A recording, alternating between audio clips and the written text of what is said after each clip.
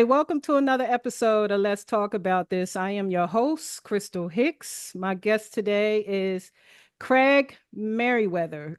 Craig is a mindset coach and clinical hypnotherapist. He helps people eliminate negative emotions and trauma so they can reach their full potential.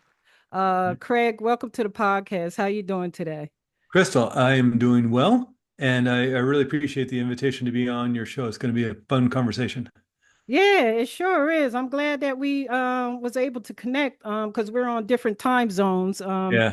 I'm on the Yeah. East Coast and you're in where I'm are in, you? I'm in Flagstaff, Arizona. It's a small town up in the mountains, about 90 minutes from the Grand Canyon, about 45 minutes east of Sedona. Okay. We get snow in the wintertime. It doesn't get too hot in the summer, but we don't do daylight savings time. We were just talking before we started recording about how confusing it can be because we don't do daylight savings time. So right now Oh, we're in that's right. Pacific time, and then come November we're going to be Mountain time. So it's a Right, little right. head scratching. Oh, you don't do daylight saving time Yeah, over there. yeah, Okay. Wow. Isn't that something? Well, yeah, welcome to the podcast. I'm glad to have you on, and excited about having a discussion about your expertise in yeah. hypnotherapy. Therapy, yeah. And my first question I want to ask you is what inspired you to become a hypnotherapist? Well, I think like a lot of people who get into the healing field of maybe talk therapy, psychotherapy, counseling, things like that. It was my own hurt and pain I was going through in life. I struggled with depression and anxiety. Started off kind of my teenage years, and this was the 1980s. So they didn't have the medications then, Mm-hmm. that they do now, the Prozacs and the things like that. Those came out in the mid 90s, late 1990s. Mm-hmm. And so, back in the 80s, you kind of had talk therapy or whatever book you could find at the bookstore or at the library. And, as a teenager, you're not going to do a whole lot of that stuff. It's just one of those things where in the 80s and 90s, you get used to it. Right, It's just how you think it's going to be. This is who you right. are. And it was really the birth of my son in the year 2000 that I decided I needed to do something about it. My mom struggled with depression, Mm-hmm. suicidal thoughts. I struggle with depression, suicidal thoughts. So it's either mirroring it in the house, just you'll learn what happens within the house, and that's a Right, good part of your character and who you are, just right, by following what you see in the house, or it's genetic. right. Either way, my I don't want to set my son up for having the struggles that I was dealing with, that I saw my mom struggle with. And so I just started working on myself. I said, I need to get this figured out. Mm-hmm. At first, you think, oh, okay, well, I got 9 months to get my life together. And then, of course, you don't.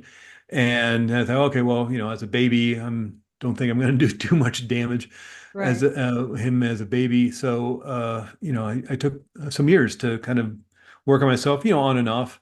Yeah. And I remember waking up one morning and realizing, I didn't feel that heaviness anymore. I didn't feel that depression. I didn't feel that anxiety. And what I realized is I had this toolbox filled with tools on how to deal with anxiety, how to deal with depression.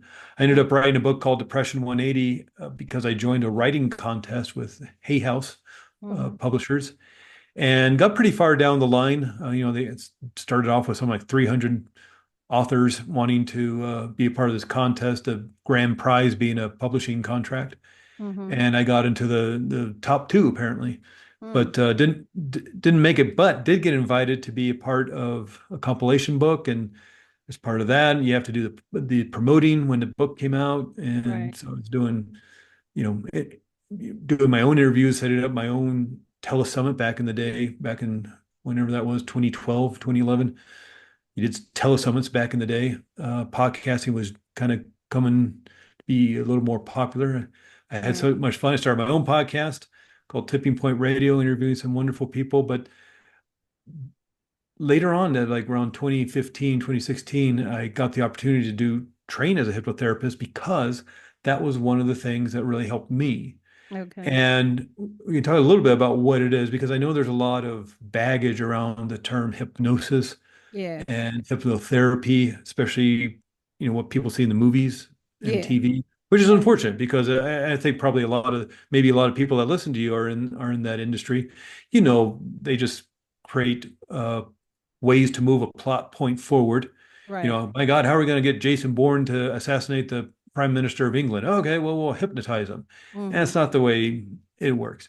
Right. Or they read CIA documents about MK Ultra or mind control and things like this. And yeah, there's something going on there, but it's not Right. that you just hypnotize people by snapping your fingers or with a watch or whatever you're doing. Right. Not But the way it works. that's the first thing come to my mind is what do you do? Yeah. You hypnotize people when they come in to see you, or how does that Well, work?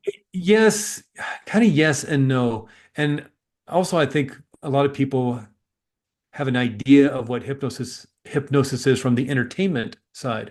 Mm-hmm. The reason you introduced me as a clinical hypnotherapist, I want to make sure I do the clinical side of things. I deal with trauma and anxiety and pain control if you have some chronic pain in your life, Mm-hmm. and, as opposed to the entertainment side of this. And a lot of people have maybe seen those shows in Las Right. Vegas or Atlantic City or comedy clubs or wherever, and they say, "Oh, I don't want to go to a hypnotherapist because they're going to make me, sing like Elvis Presley or dance like Michael Jackson or impersonate Beyonce or pretend I'm on a roller coaster or whatever the gag is."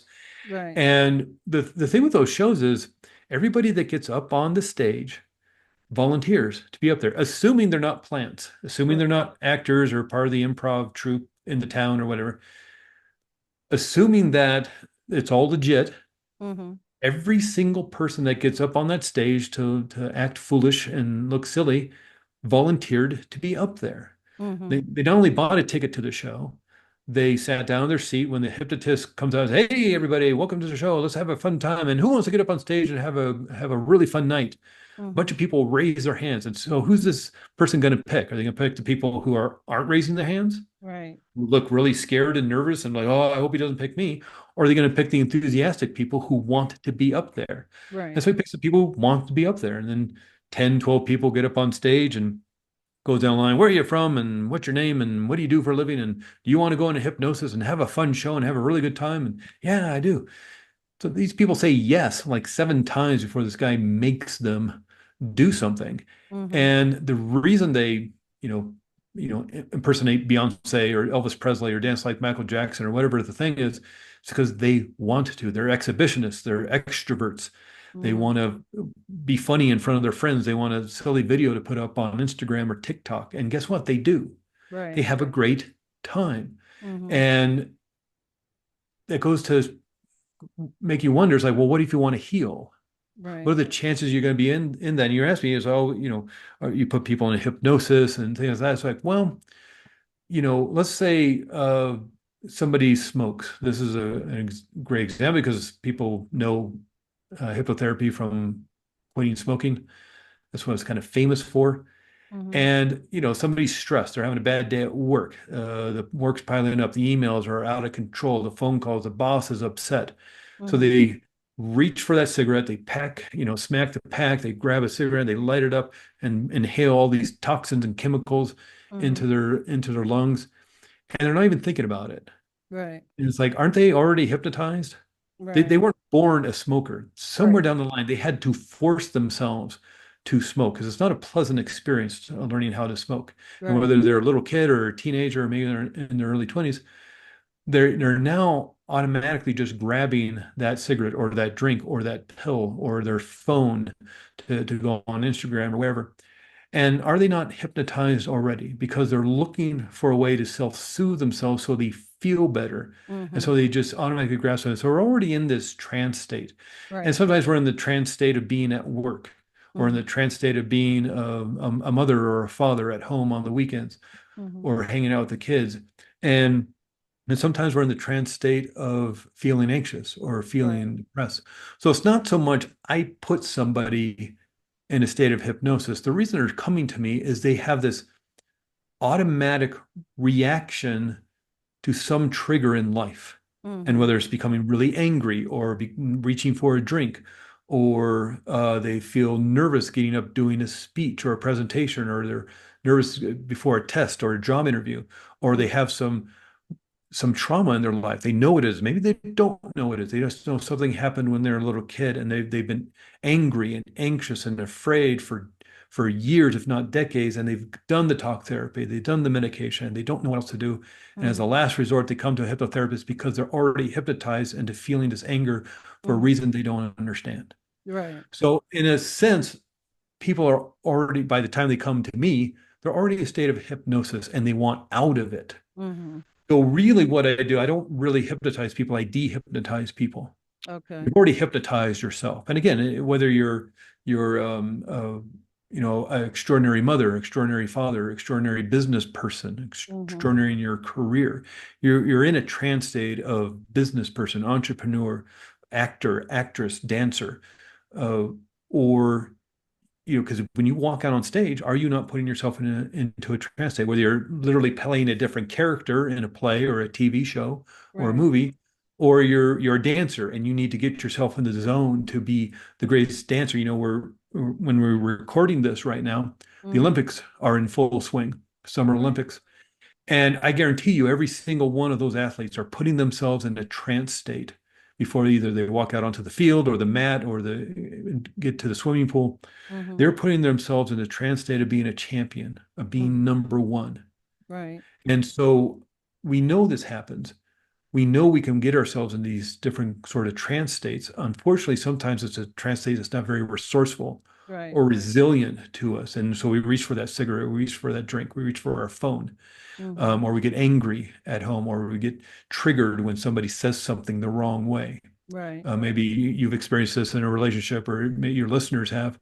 You're at home. Maybe it's a long-term relationship. Maybe you've been married for 30 years, or maybe it's new, but somebody says something in that way, and it just like you get flooded with anger or frustration or anxiety or fear. Right. Maybe you're in an office and you hear the two people in the next office arguing over some accounting problem, Mm-hmm. and you all of a sudden feel really small and in pain and it's scared and afraid because maybe your parents argued when you were Right. a kid. Right. And now, as an adult, you're hearing these two other people who are arguing over some monthly accounting nonsense, Right. and yet that's triggering you to feel Right. small, to feel like a child, to be afraid, to want Right. to hide. Mm-hmm. And is that not a state of hypnosis? You're an Right. adult. You should be able to see, oh, there's Fred and Jimmy arguing over accounting again, and Right. yet you had a totally different reaction. And so again, this goes back to, do I hypnotize people? I would say, and maybe this is semantics, but I would say people are already hypnotized. That's why they're coming to me because Okay. they are reacting in a not very resourceful way to Right. an unknown trigger, maybe. Maybe they know exactly what it is, maybe they don't. And Right. so they're in the trance state already. What we're doing is maybe putting in a more resourceful, resilient trance state of being a confident entrepreneur, a confident mother, father, a confident actor, actress, or Mm-hmm. dancer, whatever it is. Let's create a more extraordinary trance state for yourself. You're allowed to do that. Yeah. Right. Yeah. Right. Yeah, because I guess in other words, people they go for they they reach for something to cover up whatever it is that they're dealing with, some sort of Mhm. pain or get or whatever. People reach for. I guess that's what basically that's what addiction is, when people Yeah. go and take that drug, they're covering up a pain that Yeah. they never dealt with. So the thing is getting to the root of the problem. Yeah. Yeah. And if you've in life have felt small, if you Mm, felt insignificant, right, and that whatever pill or drink or cigarette or whatever it is makes you feel more confident, makes you feel better, why wouldn't you? And I get it. I I, right, I get why people how much easier is popping a Prozac right, than doing the actual work of dealing with depression. There are hundreds and hundreds of research studies over the last decades that show that exercise works as well as medication in eliminating depression. Not just, and I'm not talking about just right, dealing with the Monday morning blues right. or just now I got to work extra on Saturday because of this report to do or something. I'm Mm-hmm, talking about chronic depression. There's mm-hmm, hundreds of research studies that show that exercise works as well as medication in dealing mm-hmm. with chronic depression, but you got to do it, you Yeah, know. And it doesn't mean, that you have to go to the gym and pump weights if that's not your thing. It's just walking, finding a beautiful place to walk or a beautiful place in your city to walk, a Mm-hmm. park or a place out in nature or cool places in your town, or riding your bike or going to a dance class or going to a fun exercise class, maybe with your friends. Right. And, having that not only that community, especially if you can go someplace with your friends, you all want to take the same dance class or the same exercise class, Mm-hmm. same spin class or whatever. Not only do you have that community with your friends, now you're actually exercising your body and you'll Yeah. you'll feel better. But I also know might take an hour out of your life Yeah. to drive across town to get to the dance class or the exercise class or just to do it in your home. Yeah, it's going to take a half an hour at least, if not 45 minutes to an hour. Yeah. And what's a pill? 10 seconds of your life. Right. And so I get it. I totally get it. And in Yeah. this busy world of ours, I'm trying to navigate my son through this. I don't understand what's going on with the films and not films. I was going to say with all the screens of between video games and apps on phones and social media stuff. Mm-hmm. I can't process. I barely process this myself. I don't know how a 20-year-old is doing it, let alone a teenager, Right. let alone a kid who's 6 or 7. Right. And so yeah, it's easier to just you know open up that beer at the end of the day and sit in Yeah. front of sit on the couch and watch and numb out to TV. And Yeah. what's interesting, even about a lot of these things that we're talking about, what they do is they put you in what's called the fancy term, the hypnagogic trance state. But really, all that what we're talking about is brainwave state, and the famous brainwave states you and your listeners may have heard about in school were beta, alpha, theta, and delta brainwave states. But basically, what happens in the brain is you have all these neurons, all these brain cells, and they're firing. Me waving my arms around. If you're Mm-hmm. watching, if you're listening, you don't know what I'm talking about, but I'm waving my arms around, or I'm walking down the street, or I'm thinking a thought, or I'm feeling an emotion, or I'm taking a glass of water, drinking a glass of water. I need to fire brain cells to do Mm-hmm. any of that. Mm-hmm. And when you fire brain cells to walk down the street or drink a glass of water or to think a thought or drive your car, the wave moves from back to front to back again. That's one wave. And Mm-hmm. so when you're in a conscious awareness state, like you and I are in, Crystal, right now, we're having a discussion, we're having a conversation, we're listening to each other. We're Right. firing about 18 cycles per second. Mm-hmm. Now, let's say I'm back in high school math class and I'm listening to a teacher. It's going to be on the test. I need to do well. I need to do well in this class. So I gotta ace this next test coming up. And so I'm writing notes and paying attention, but math is really boring for me. And as I'm going through the class, I just start staring out the window. I start, you know, daydreaming out the window. Mm-hmm. And now I've slowed down my brainwave state. I'm not focusing on the class or the teacher. Teacher's Right. still talking. Right. Kids are still acting up and or asking questions or whatever. But I've Mm-hmm. moved inward and I've turned off the external world and I moved inward into a more daydreamy state, thinking about the weekend and how much fun it's going to be to hang out with Mm-hmm. my friends. And I've slowed my brainwave state to maybe 12 cycles per second. I'm now in the alpha brainwave state. Pretty soon, sitting there in high school math class, staring out the window, thinking about the weekend, my eyes get heavy and I start drooping my head and I'm starting to fall asleep. Mm-hmm. And now I'm moving even further into slowing down my brainwave state. Now I'm firing to maybe 6 cycles per second. I'm in the theta brainwave state. I'm not asleep. Mm-hmm. I'm not really awake either. Right. So it's like when you get to sleep in on a Saturday morning and you just kind of not really awake, not really asleep. That's the theta brainwave state. Mm-hmm. Pretty soon I'm going to be in delta, firing at 1.5 cycles per second. I'm going to be deep asleep. Right. But instead, excuse me, the teacher sees me and say, "Hey, Craig, why don't you come up here and do the problem on the board?"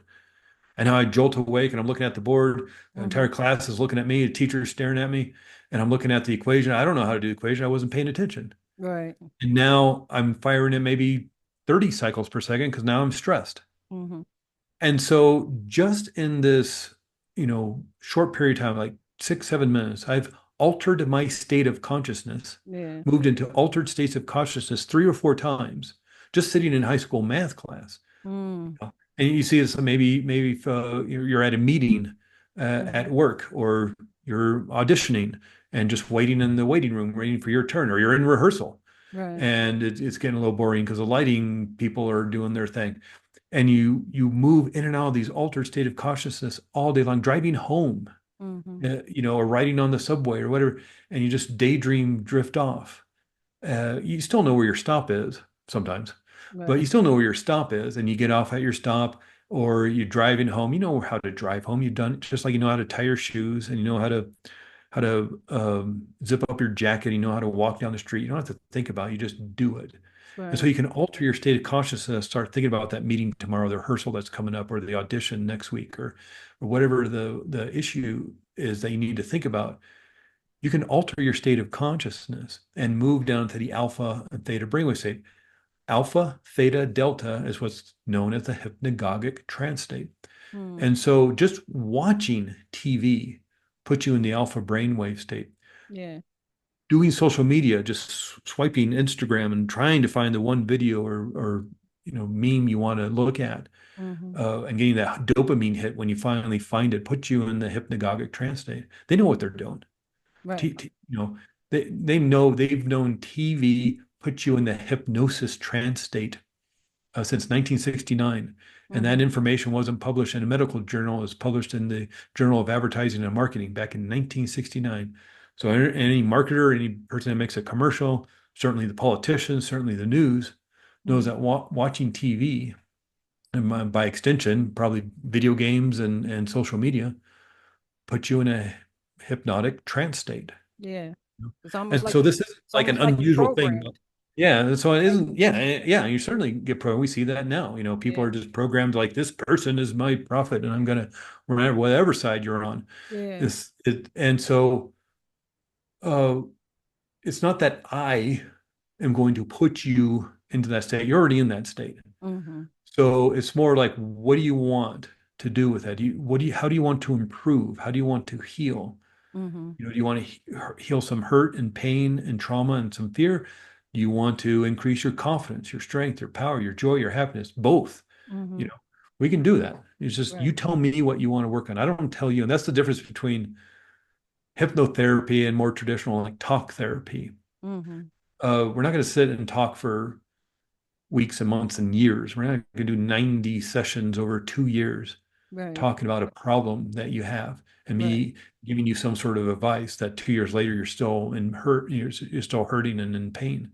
Right. You know what the problem. That's what's extraordinary about this work. You know what the problem is. Even if Mm-hmm. it's unconscious, Mm-hmm. you know what the problem is. That's why you're hurting. Right. Or that's why you're taking that drink. That's why you take grabbing that cigarette or that pill or spending 4 hours on social media.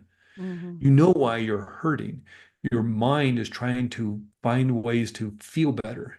Mm-hmm. And maybe these ways aren't very resourceful or resilient to you, but your mind is trying to find ways to get you to feel better and to make you feel safe. Mm-hmm. And so it knows what it's protecting you from. Right. And maybe it was when you were a little kid, and maybe something happened when you were a child, some trauma, some fear. Maybe it was even just back in the sixth grade, you're doing a history report at school and didn't go very well because you're stammering and tripping over your words and you forgot what to say and your pictures were upside down and the Mm-hmm. kids are laughing at you because they're 10-year-olds and that's what 10-year-olds do. Right. And in that instant of feeling embarrassed and frustrated in front of a class of people and the teacher is getting annoyed because the class is getting out of control, you're absorbing all that information. And in that instant, you say, okay, well, it's unsafe to be in front of people. Mm-hmm. And now you're 30 years old going to an audition or you're doing presenting a meeting to investors if you're a business person or the board of the directors or you're doing the presentation, the keynote speech at the big conference. Well, doesn't feel safe to be in front of people. So of course you're going to feel nervous and afraid and try to find ways maybe to back out of it. Maybe Right. by running your car into a telephone pole the day Mm-hmm. before or on Right. your way to the meeting or the audition. You know, it doesn't feel safe to be in front of people. And Right. maybe because it happened when you were a child or some other reason. You know why. Yeah. You just don't all of a sudden are afraid to be in front of people. There's a Right. reason why. You had to learn that somewhere Right. and then practice it, practice being nervous around it. And what's interesting about the feeling states we have in our body, anxiety, fear, worry, overwhelm, anger, These are warning signals that there's danger in our life, in our external environment. Somewhere in our world, there's danger. And we're Mm, being warned, like in someone's in a building, they pull the fire alarm, the sirens go off, the lights go off, warning everybody there's danger. You need to get to safety now. But we also have a warning system. But instead right. of sirens and lights, we have feeling state. The feeling in your body of anxiety or worry or fear Mm-hmm. is a warning that there's danger and watch out. And this is great. We don't want to get rid of that. Right. Um, this is what keeps you from walking down a dark alley at midnight, even though it's a Right. shortcut home. This is Right. what keeps you from, here in the desert, Mm-hmm. at least So down in Tucson. there's good anxiety and then there's bad anxiety. Yeah. Yeah. Yeah. If you're out hiking somewhere and there's a rattlesnake in the trail, if you're out here in the desert, Right. or a bear if you're in the woods or something, oh, look at the nice bear. Look at the bear cubs. I'm gonna go play with the bear cubs. Right. No, you're gonna get some, I don't know, mama bear's around here somewhere. We should get out of here. Mm-hmm. Or the rattlesnakes in the trail. Oh, snake. My friend has snakes, garter snakes going up. I'll go pet the rattlesnake. Mm-hmm. There's that fear is going to keep you away from that. Back away, make yourself small. Right. Fires coming towards your house, a brush fire or something, get out of the way. Right. Your subconscious mind wants to keep you safe and protected. It's for your survival, Mm-hmm. which doesn't necessarily mean your success and your happiness. It Right. wants you alive. It's nice if you're happy and successful, but its main job is to keep you safe and alive. And Right. if it has instructions because of the hurt and pain you encountered over life, whether it's when you're a child, teenager, your 20s, your 30s, your 40s, your 50s, Mm-hmm. it has some instructions on how to keep you from being hurt again. Mm-hmm. Well, that's how you're going to protect yourself. You're going to armor yourself. Right. It's just, again, it may not be very resourceful to you because it may create procrastination.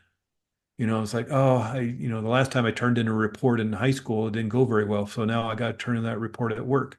Right. Well, I don't want to do it because I know I'm going to get a bad grade or the teacher's going to be frustrated, my parents are going to be angry. And Mm-hmm. so you move away from danger, Mm-hmm. from being hurt. So you move away from the issue. Uh, you're going to give the presentation at the big conference or you got the audition but now Right. you have to be on stage or in front of a camera.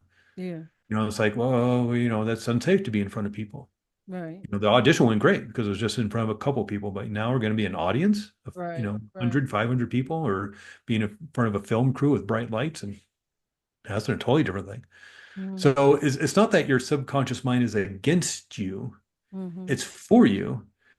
It's just maybe using instructions that aren't very useful anymore. Because maybe keeping yourself small and hidden was the best thing you could have done as a child when Mm-hmm. you're 6 or 7 years old. Maybe that did keep you safe. Right. But that's not going to work when you're in your 20s or your Yeah. 30s or Yeah. older. Yeah. Because And so, you don't want to be in that you don't want to be in that fearful state because being stuck there could keep you from yeah. evolving in life. Oh yeah, You yeah, know, that's something that I learned that uh we know, like you said, subconsciously we know that our brains were created to keep us in that survival mode. right, And even with happiness, I found that happiness is something that we have to create on our own.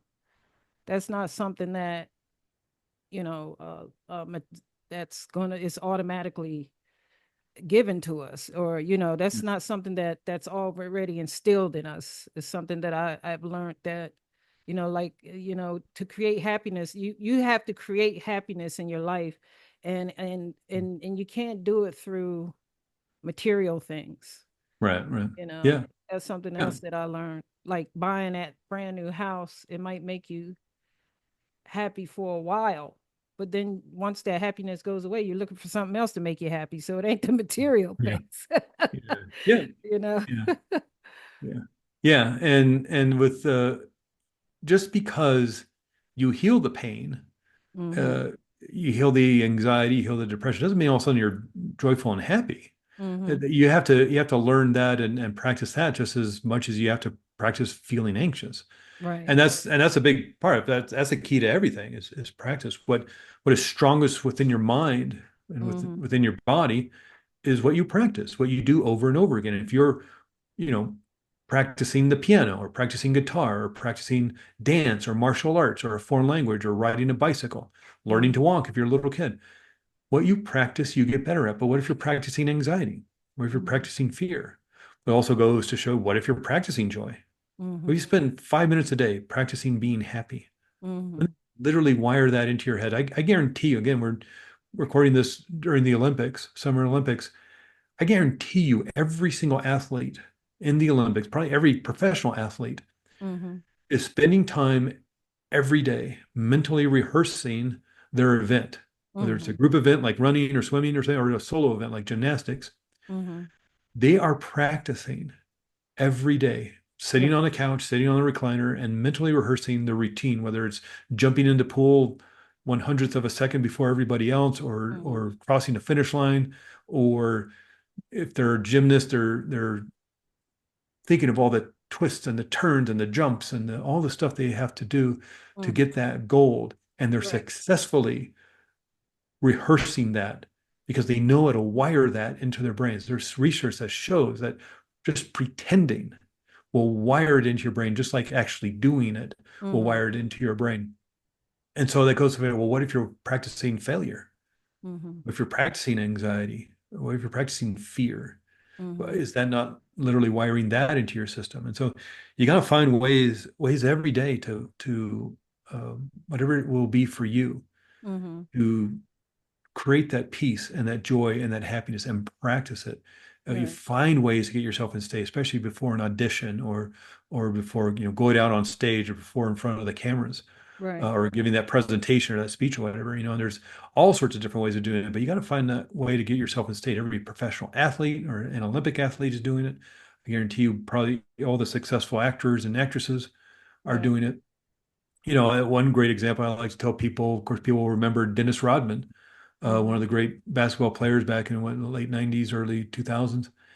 And people would see him wearing a Walkman. Back in the day, it was a Walkman with your little cassette player. But Mhm. before game, he'd be in his sweats Mhm. out on the court, sitting on the bench or whatever, waiting for the game to start.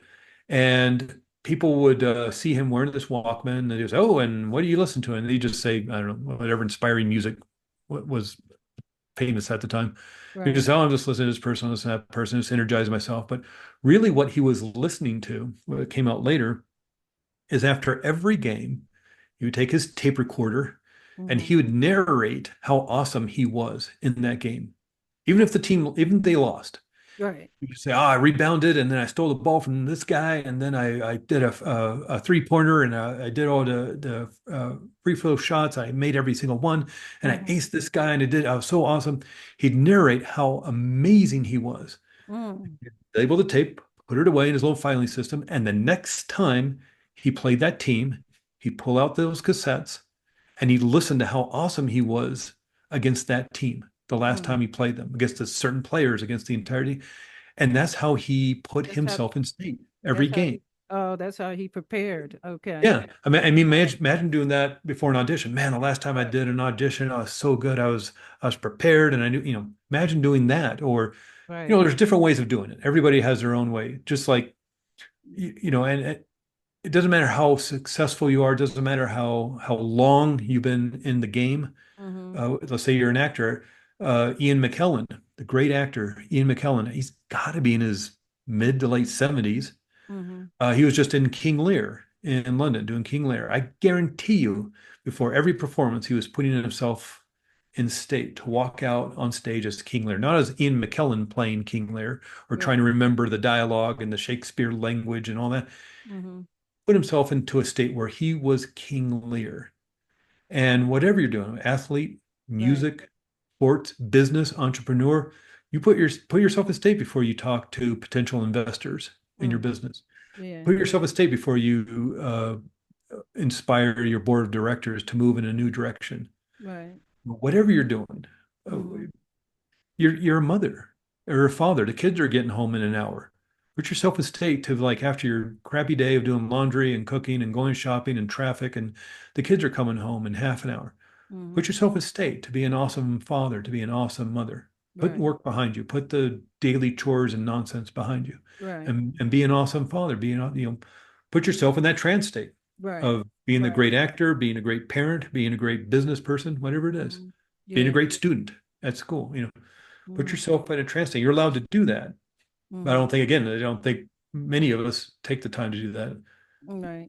I We don't think we so. see it, yeah, if you're a professional athlete, you do that. If you're going out on stage on Broadway, you Right. do that. If you're going to be in a big budget movie, then you do that. Right. But but Have, not have for you your had any job. famous people who clients, any kind of famous clients who came to see you? Um, uh, Semi-famous, nothing I think is appropriate to talk about, but I think you look it up online. If you look up celebrities who have done hypnotherapy, if I remember correctly, I think Princess Catherine, Mm-hmm. uh, Prince William's wife, who's going to be Queen of England, she did hypnotherapy for the birth of one of the kids. Okay. Matt Damon did hypnotherapy. There's a famous video on YouTube. Right. I think he's on the Jay Leno show or something, the Tonight Show. He's talking about how hypnotherapy helped him quit smoking. Okay. And there's a lot of things. There's a UFC fighter who Mm-hmm. used hypnotherapy to get into the zone. And there was recently, not recently, but an article came out about one of those people. What do they do? The dead weight lifters. There's like 500 pounds on each side, and they just lift up. Yeah. Um, One of those guys who like broke the world record some years ago said he was using hypnosis to help see himself break the world Breaking a record. world And record. Wow. yeah. So if you just, go on Google or wherever and just Mm-hmm. Google celebrities or athletes that use Now, hypnosis or hypnotherapy. yeah. Now, with hypnotherapy, does that actually help a person come out of, does that actually help a person get through whatever struggles or trauma or whatever situation that they may be, dealing with? Yeah, yeah. Like Uh, depression, do you like depression? Does it help as far as helping people get out of their depression? Yeah, absolutely can. Now here's a caveat on that. Here's the issue with something like depression. Depression is caused by a great many things. Depression is not an illness, it's a symptom of Right. something else. So yes, depression can obviously be due to a past trauma. Maybe you just broke up with somebody, maybe you just lost somebody, Mm-hmm. of somebody close to you, your grandmother, your grandfather, maybe a pet that you were Right. very close to. So yeah, you're going to feel that depression, but it could also be a thyroid problem. It could be a side effect of a medication you're taking. Mm-hmm. It could be from traumatic brain injury, if you're Mm-hmm. playing football or if you're in a car accident. Mm-hmm. And what's interesting about this is that depression can show up 18 months to 2 years later. Mm-hmm. So let's say you're in a car accident. Let's say you've had a couple of concussions playing football. Mm-hmm. That, or you're a construction worker, you fell off the roof or something, and had a traumatic brain injury or concussion.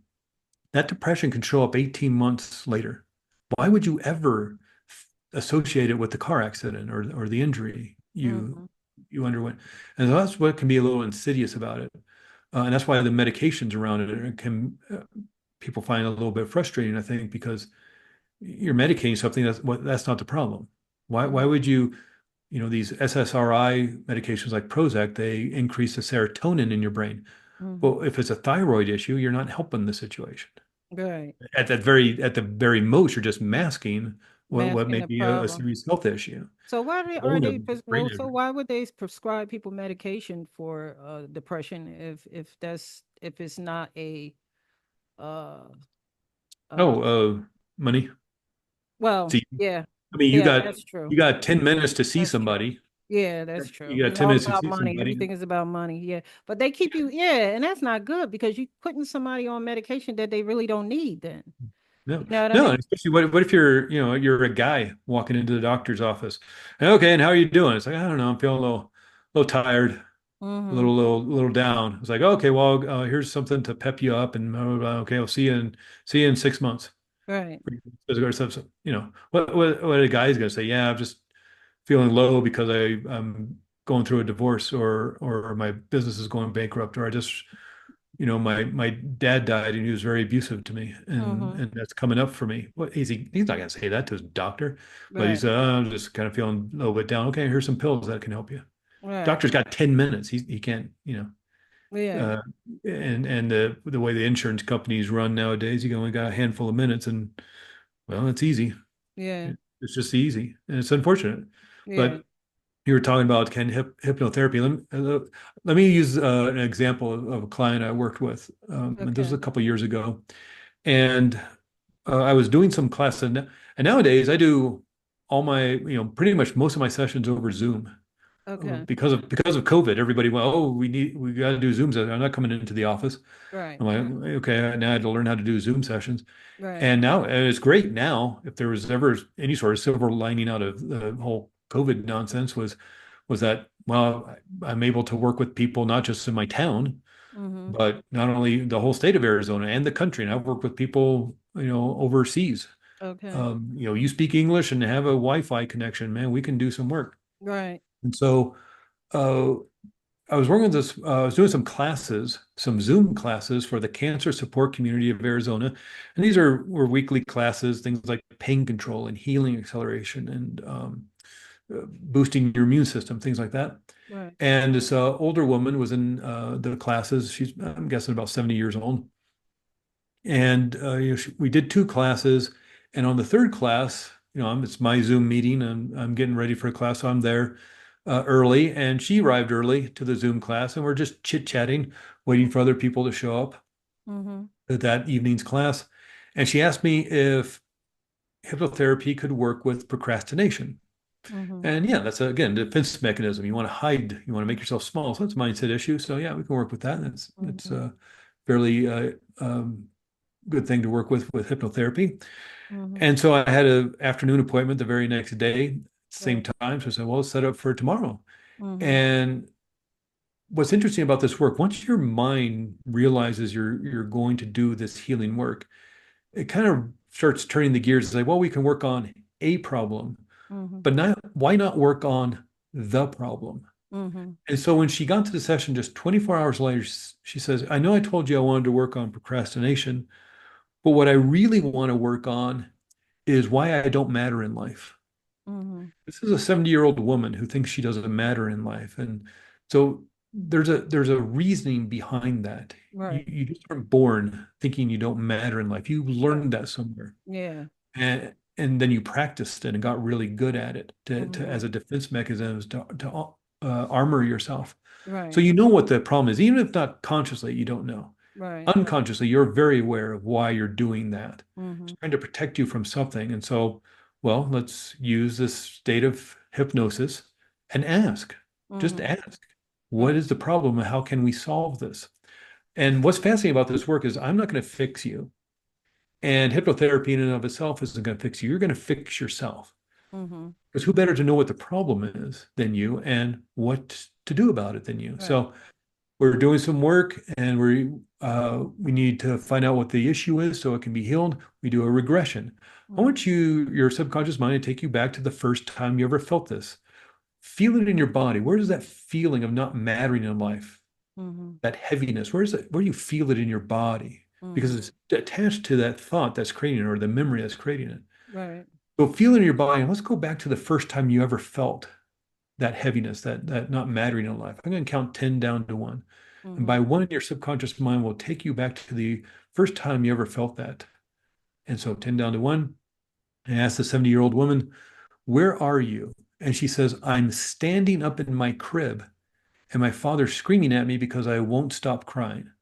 I don't know, standing up in the crib, what's that, 12 months old, 14 months old, somewhere around there. Mm-hmm. And if she's 70 years old, that's maybe the late 1950s, early 1960s, and maybe Mm-hmm. men back then aren't exactly taught how to nurture children. Right. And mom's out of the house, and dad's having a bad day, a bad week, a bad life, Right. and And the he's baby taking it won't out stop on the crying. He he's doesn't taking it know out on the what to baby. do. He's Yeah. taking it out on the baby. Yeah. And he doesn't know what to do. And a Right. baby, he just wants some peace and quiet. And the only thing he finally, out of his frustration, can figure out how to do, he just screams louder than the baby and tells the baby to shut up. Right. And in that instant, that child Mm-hmm. with that brand new mind, that brand new body, that brand new brain, it has to justify why this is happening. For some reason, this is going on, and it needs to figure out why. Right. This person who's supposed to love her and nurture her and protect her is screaming at her. And in that instant, the only thing her mind could figure out is like, well, I guess I don't matter in life. Mm-hmm. That's the only reason this makes any sort of sense. Right. No, dad's having a bad day, and he's not a very good father in the moment. Right. But that child, not knowing that, thinks, well, I guess it's my fault. I guess I don't matter in life. And Right. she held on To that. to that feeling, to that belief, to those instructions on how to Right. keep herself safe. Because what are you going to do? You're going to make yourself small. You're going to hide. Right. You're not going to go out and grab the world by the Right. lapels and have an exciting life. No, you're going to hide. You're going to be in the background to Mm-hmm. not gain any sort of attention, and because you don't matter. Right.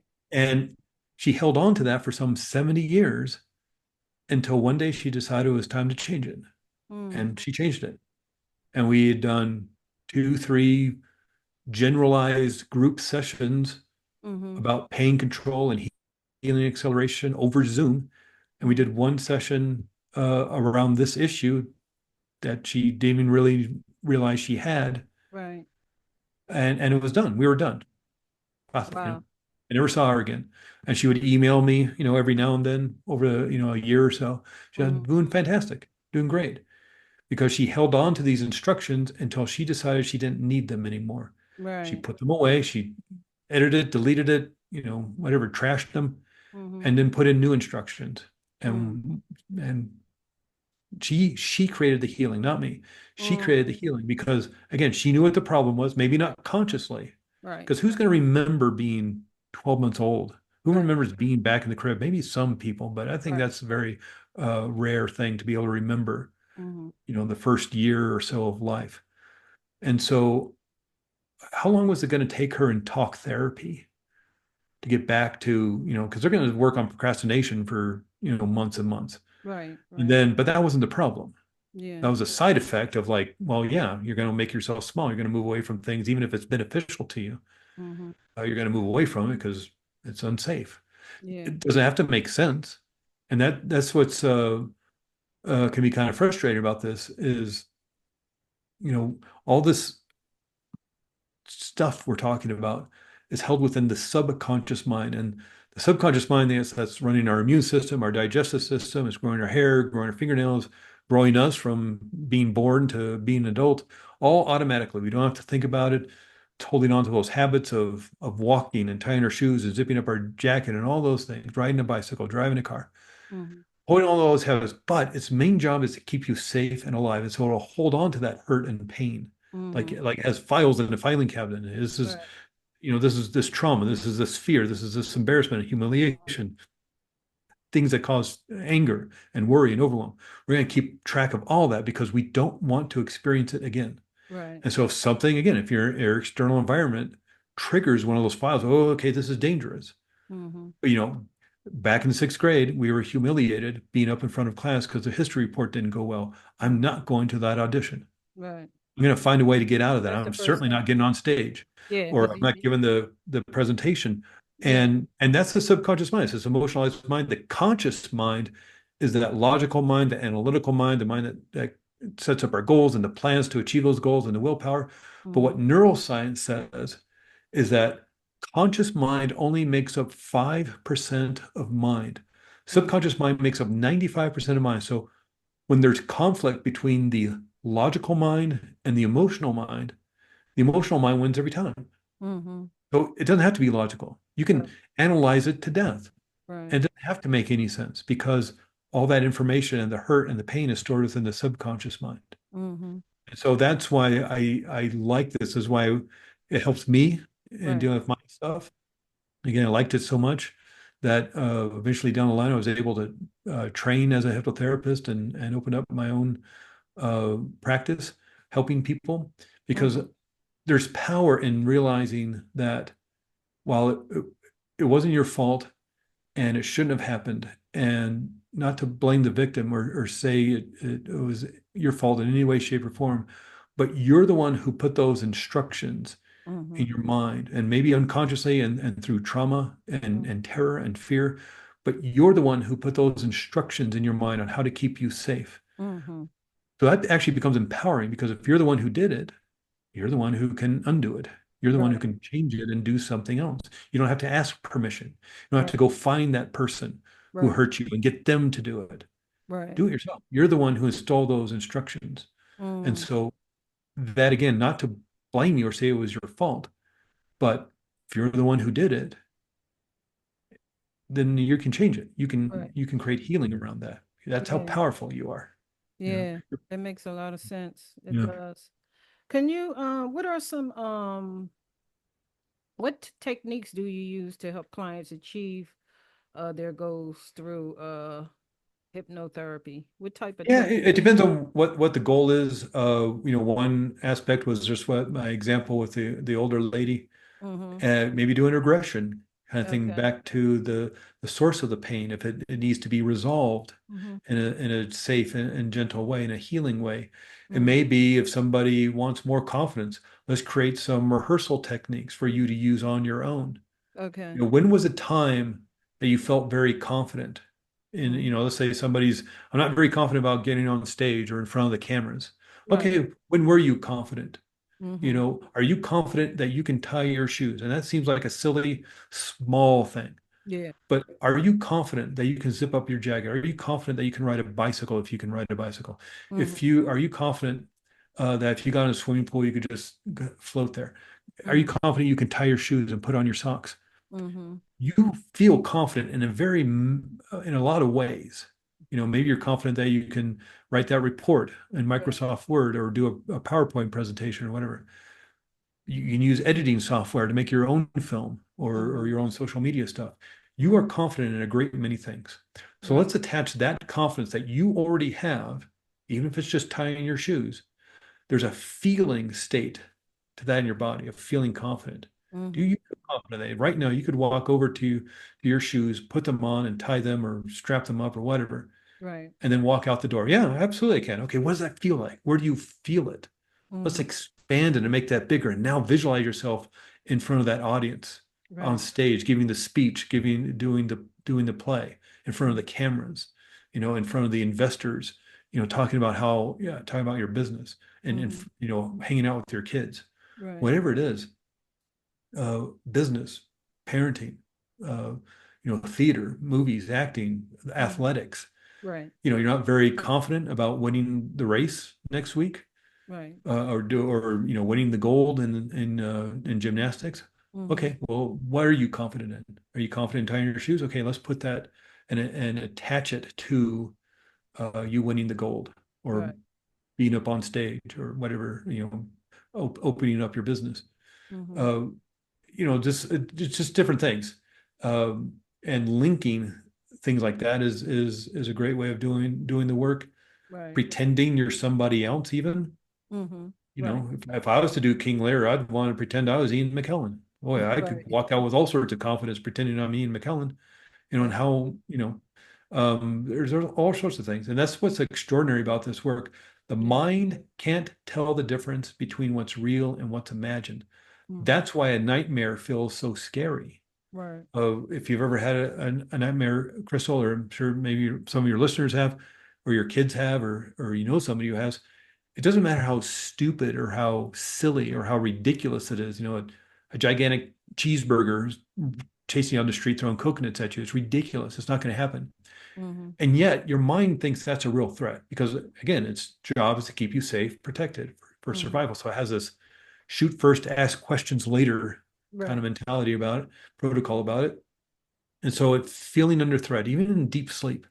And so I'll start changing your brain chemistry, creating adrenaline and cortisol. You've probably heard the crazy stories about grandmothers lifting cars off of babies. That's Mm-hmm. adrenaline doing that. That's how Right. coursing through your brain and into your bloodstream.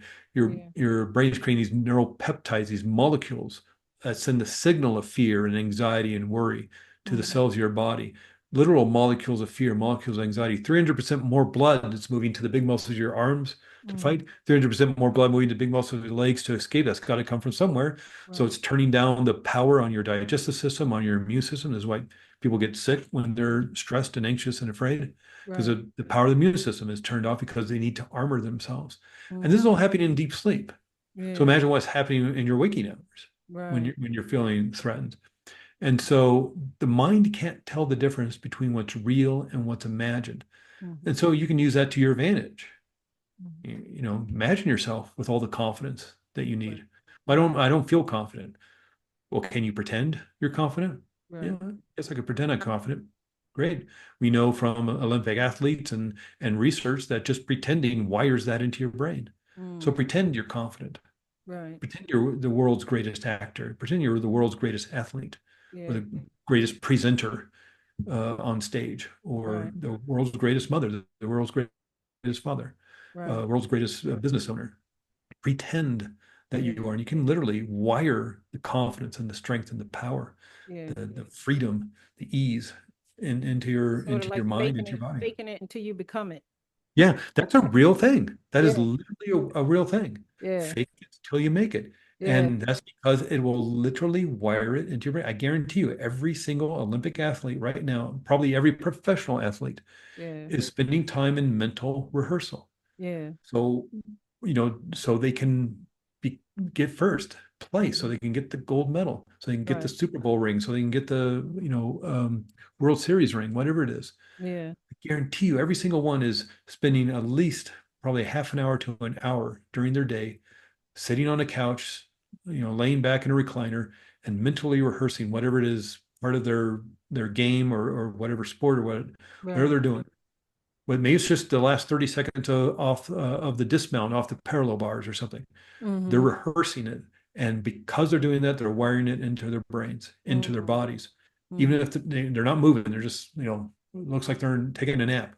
Yeah. But what they're doing is rehearsing it and it's wiring into their brain. So why not do that for business? Yeah.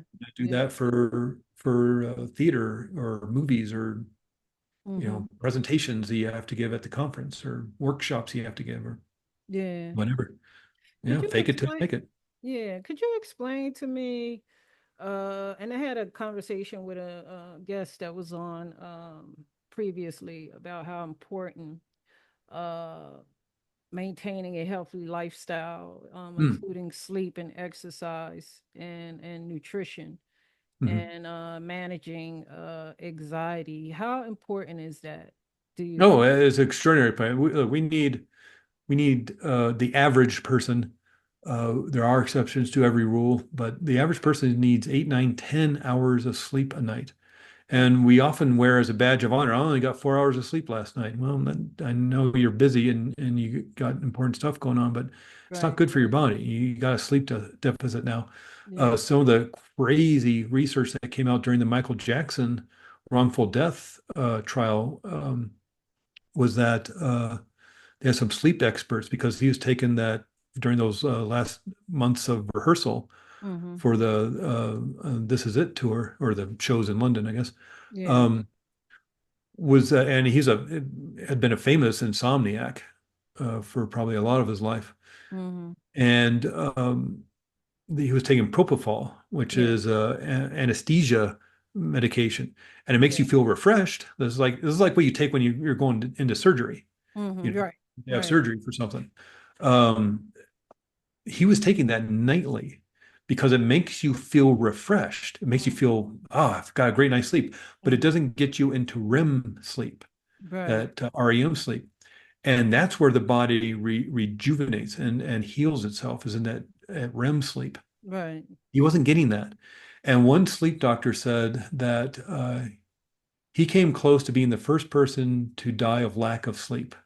He Mm. had a heart attack before that, but they'd done experiments with rats, and this sounds horrible, but they were doing research on rats in terms of sleep and found that something like rats passed away from lack of sleep after 30 days, Mm-hmm. something like that. Mm-hmm. And Michael Jackson was on like 40 days Mm-hmm. of propofol sleep, meaning no Yeah, REM because sleep. that's dangerous. That's Oh God, dangerous. yeah, yeah. Yeah. And so, and of course, that's an extraordinarily extreme example. Yeah. But But are a lot of these entertainers, are they actually, I guess they got to force themselves to, they have to take something to help them sleep because yeah. they're sort of like a machine. Oh yeah, yeah, yeah. They Yeah. constantly got to keep going and going and going and Oh going, yeah, yeah. you Yeah, know. but and now it's not just, getting on stage and going to a recording studio. It seems like a lot of the artists nowadays are making their big money off of uh, their products, whether it's a clothing brand or Or I don't going know, on tours. their uh, wine brand or whatever they're doing. So it's Mm-hmm. not just wow, what's the next song I got to write, or what's the when do I need to get into the studio, or when's the next tours? Now Mm-hmm. they're running businesses, Mm-hmm. and maybe even managing other artists. I mean, look at Jay-Z. I mean, all of these Rihanna and all these superstars that are now billionaires. It's Mm-hmm. a little bit due to the music and the Mm-hmm. entertainment side of things, but a lot of it's just due to the fragrance and the clothing line and the maybe Right. the alcohol line or whatever it is. Mm-hmm. But in terms of the other things you were talking about, okay, that was a whole thing about sleep. So sleep Yeah. is super important. But yeah, how you fuel your body. If Mm-hmm. you have a car, you're not going to just junk up your car with well, I don't feel like affording gas, so I'm just Right. going to get some lighter fluid and put it in there. Yeah. That's gonna wreck your car. You wouldn't, but you know, just as you wouldn't do that to your car, don't do that to your body. Right. And it's unfortunate because the the non-nutritional kind of foods that myself included Mm-hmm. spend a lot of our time eating isn't good for us. It's sort of Right. like putting lighter fluid in your car. It's like that's what we're doing to our bodies. And Mm-hmm. so, of course, if you're not fueling your body, how are you going to feel? You're going to feel awful. Maybe is that causing depression? Is it causing anxiety? Right. If you notice your anxiety or your depression is associated with the time of day, Mm-hmm. maybe at 2, 3 o'clock, you're getting really anxious and tired. Is it a blood sugar thing? Right. Because we maybe eating too much sugar or not enough food or Mm-hmm. uh, so really watch what you're eating. So Yeah. many of us drink coffee. Yeah. You I know know, for me, I mean, I know for me when I mean, I'm gonna say I eat properly all the time. I mean, I like to have a cheeseburger or a yeah, pizza or whatever once in a while. But now, since I've been making better choices and paying more attention to my mental and physical health, I've mhm, noticed how much better I feel. Um, yeah, I yeah, feel so much like I go to the gym 3 days a week, at least 3 to 4 times a week, and I do a lot of swimming. That's one of yeah. my exercises. Woman's amazing. Yeah, Oh, you know what? I didn't realize how much I love swimming until now. I joined a pool class, aerobics pool class, and I've gotten comfortable with being in the water. At one point, I wouldn't even get in the deep part of the water. Now I swim in the deep end, and I feel so much better when I work out and take care of yeah. myself. Well, Because I was never really conscious of physical and mental health yeah, until now, and it took me uh to go through the struggles that I went through in order for me to, come self-aware of my mental and my physical. But I feel so much better now that I'm taking care of myself, you yeah. know. And that may be getting older. Yeah, Maybe as teenagers we can eat that full right. pizza and not feel the Yeah, ramifications of it. But I think you hit it just on the head. You feel so much better when you exercise. Again, yeah, so many studies show that that will alleviate depression, just exercise and yeah, finding that thing you like. You like swimming, then swim. If you like dance, go dance. yeah. But you just have to watch yourself because my mother is 86 years old. Right. She's 5 foot, nothing. And I don't know what, 130 pounds. I don't know, something like that. My Mm-hmm. son is 24 years old, 6'3", Mm-hmm. 250 pounds. They're going to need different diets. So you Right. really got to, what's the best diet for you? Of course, I can Right. just go, say, eat proteins, eat vegetables, all that stuff. Mm-hmm. But maybe you need to go see a nutritionalist Mm-hmm. and get some blood workup kind of stuff going and just say, okay, what is the best nutritional needs for your body? Right. And because just going off what the internet says, like here's a great example is red wine. Mm-hmm. Now we know through research that red wine has a lot of antioxidants in it, and that's great for the heart, great for Right. the body. Hey, a glass of red wine at night, it's all sorts of positive to it. But red wine can also cause histamine in the body, and there are Mm-hmm. people who are allergic to histamine, and the two biggest side effects of histamine allergen are anxiety and insomnia. Mm. And so if you're like having a great glass of red wine at night and then can't get to sleep and feeling really anxious about work the next day, Right. you know, is it just life issues? Is it the red wine? Is it that you didn't have enough protein at lunch? Is it you didn't Right. get you haven't been able to sleep the last week, and so now it's just looping on itself Mm-hmm. and getting bigger and bigger. So yeah, there's more to this than you know than just one thing. I mean, Right. that's why I like say, depression isn't just pop a pill and you feel better. And, Mm-hmm. and that in and of itself is frustrating because the Yeah. study that allowed things like Prozac and those kind of drugs uh, to happen in the 90s, they're called selective serotonin reuptake inhibitors. Mm-hmm. And so it prevents your brain from kind of reabsorbing the serotonin it puts out there. So the idea is that, well, we're going to flood your brain with serotonin, but the research study that they're basing this off of showed that there are people with high levels of serotonin Right. that are depressed. There's people with low levels of serotonin that are depressed. There's people with high levels of serotonin that are happy. There's people with low levels of serotonin and happy. And they looked at that and they say, Mm-hmm. oh, people with low levels of serotonin are depressed. Let's make a medication for that. Mm-hmm. And so it doesn't really seem to be a serotonin problem, but they can make money off that. Right. Because I'm going to see somebody two, three, four times maybe.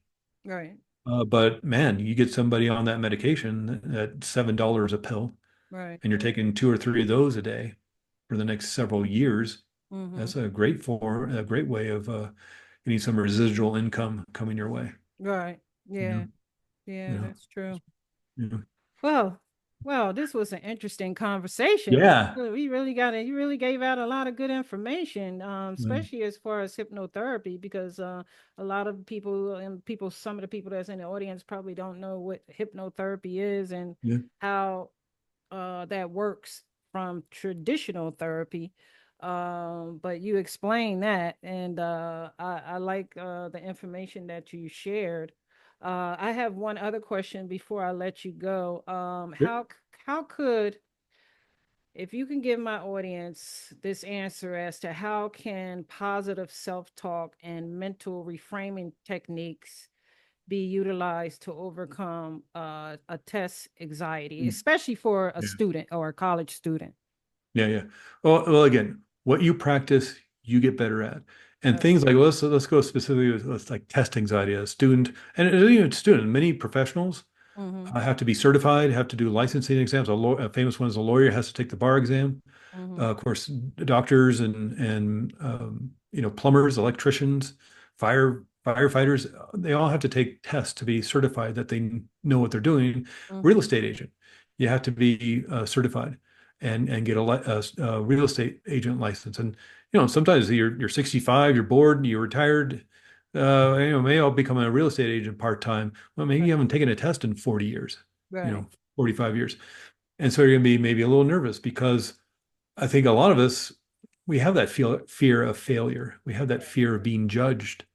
And it's not fun to fail. And it's Right. not fun to be judged in a negative way. Mm-hmm. And if we've had some hurt and pain around that, maybe back when you were a little kid, because again, we got a bad grade on a test or a report and that caused problems at home. Right. Parents got mad and angry at us, and the teacher was upset with us because we should have done better and we're mad at ourselves. Mm-hmm. That's going to affect how you're going to go into every other test. Yeah. And then you practice that, and lo and behold, you're maybe in college or you're starting your career, Mm-hmm. and now you're really, really good at being anxious before a Right. test. And so, one is just be awareness is key that that's happening. Right. And two, finding a way that was right for you to de-stress. If doing some hypnotherapy sessions because what the problem is, even if you don't know what the problem is, can be super helpful. But finding that thing, whether it's exercise or meditation or yoga, and these are kind of the more generalized ones, but whatever it is for you, maybe it's Right. just playing guitar for Yeah. a little bit of time, but finding that thing that hopefully is not a Whatever works regular condition. for whatever works Yeah, for you. going to swim, Yeah. and find those things that relieves the stress and the tension, but Mm-hmm. you're going to have to practice that test. Right. So, is there a way of doing a practice test online? Sometimes, if it's the SAT or Mm-hmm. the bar exam or whatever you're doing, sometimes there's practice tests. Maybe the teacher Yeah. can slip you the math test, like a practice math test ahead of time. It's like, look, Right. I'm nervous about this test coming up next week. Do you have like last year's test that I can take and practice with and see where I'm not doing well? And Mm-hmm. then you feel like you're ready, Right. with the information. The issue becomes a lot of people know the information backwards and forwards, but they get to the test. Mm-hmm. And that's where, needing to practice ahead of time or doing some work around that, maybe with hypnotherapy, comes in handy. Right. If you notice that you just struggle with taking tests or job interviews or auditions or whatever it is, Mm-hmm. one, practicing feeling confident around that is super helpful. But maybe Right. there's some deeper issues that need to be worked on around that. And Mm-hmm. certainly therapeutic hypnosis can help with that. Yeah. Yeah. Yeah. Oh, well, thanks a lot, Craig. Yeah. For sharing some good information. For those who might be interested in using hypnotherapy as a way to heal or to overcome trauma or, whatever it is that they're dealing with. Do you have any last minute things that you want to throw out to the audience before we Yeah, close? sure. Like I say, probably the biggest thing to let everybody know what is strongest within your mind is what you do over and over again. And so Mm-hmm. that's where anxiety and fear can get so insidious. Is just if you're practicing anxiety and fear, you're just going to get better at it. You're literally going to wire that into your brain, just like an Olympic athlete is wiring the success of their event, gymnastics routine into their brain. Mm-hmm. So be aware of that, and if necessary, and I don't mean to knock talk therapy. Talk therapy can be super helpful and super Right. healing. Find some help, whether it's a coach of some kind or a therapist like a talk therapist or a hypnotherapist. Mm-hmm. Find something to do about it, Right. and whatever feels right to you. And just if you understand who the person is you want to be with all the confidence, the joy, the happiness, the peace, the ease, the freedom, you can have that. Right. But it does take some work.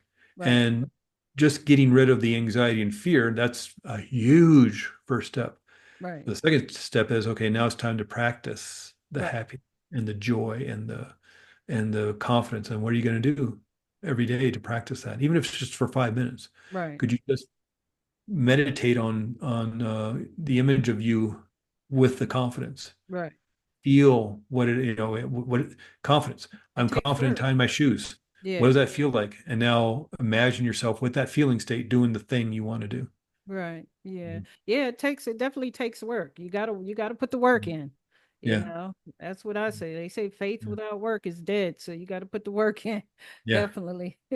Well, thanks, Craig, for stopping Oh, in you're welcome, and Crystal. sharing so much good, valuable information for the audience. And I hope you guys got something out of this interview. And Craig, also, could you let the audience know where they can find you have a book, right? Oh, yeah. Well, I have a course on test anxiety, which of course is useful not only just with tests you might see in school, or if you're a professional, you have to take an exam, but also Mhm. job interviews or auditions or giving a speech. But it's called ACE Any Test, aceanytest.com. I'm also a hypnotherapist, as we've been talking about the last hour or so. And I live in Arizona. So the name of my practice is called Arizona Integrative Hypnotherapy, which is a mouthful, I know. But if you were to just Google Flagstaff hypnosis, you would find me in the Google search, Arizona Integrative Hypnotherapy, and you can email me through there. We can maybe just get on the phone and just, do a consultation call and talk about what you want to work on. Okay. Now, do you have any social media handles as well? I do, and Or I'm not so great at the social media stuff, but if you did the social media and did Ace Any Test, I would okay. probably come up. Okay. All right. Okay. Well, thanks again, Yeah. Craig, for Oh, you're welcome, Crystal. It was really fun. Oh And yeah, this was fun. I always have a fun time talking to therapists and hypnotherapists and mental health advocates and doctors. I seem to have been that's where I spend a lot of my time these days.